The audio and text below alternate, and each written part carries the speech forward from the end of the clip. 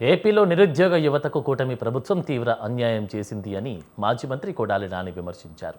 డిఎస్సిలో స్పోర్ట్స్ 3% కోటాలో పెద్ద ఎత్తున అవకతవకలు జరిగాయని, అర్హత సర్టిఫికెట్లు లేకపోయినా పరీక్ష రాయని వారికి కూడా ఉద్యోగాలు ఇచ్చారని ఆరోపించారు.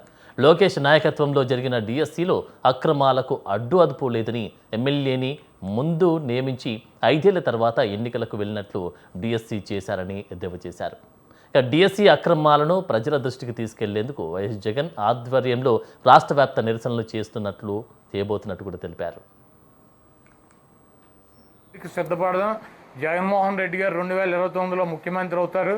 వాళ్ళు ఏదో మేము అధికారం ఉంది కదా అని చెప్పి చేస్తున్నారు. 29లో జగన్మోహన్ రెడ్డి గారు అధికారంలోకి వచ్చినాక ఈ కార్యక్రమాలు ఎవరెవరైతే ఏ కార్యక్రమాలు చేశారో దానికి 10 అనుభవిస్తారు.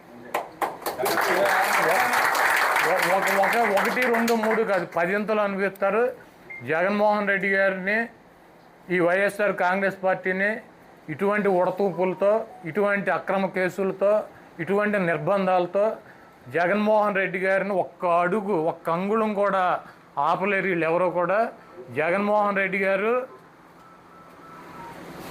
నీతిగా, నిజాయితీగా, అబద్ధం ఆడకుండా ప్రజలను నమ్ముకొని ప్రజల కోసం పార్టీ పెట్టి అదే దారిలో పోరాటం చేస్తున్నటువంటి వీరుడు జగన్మోహన్ రెడ్డి.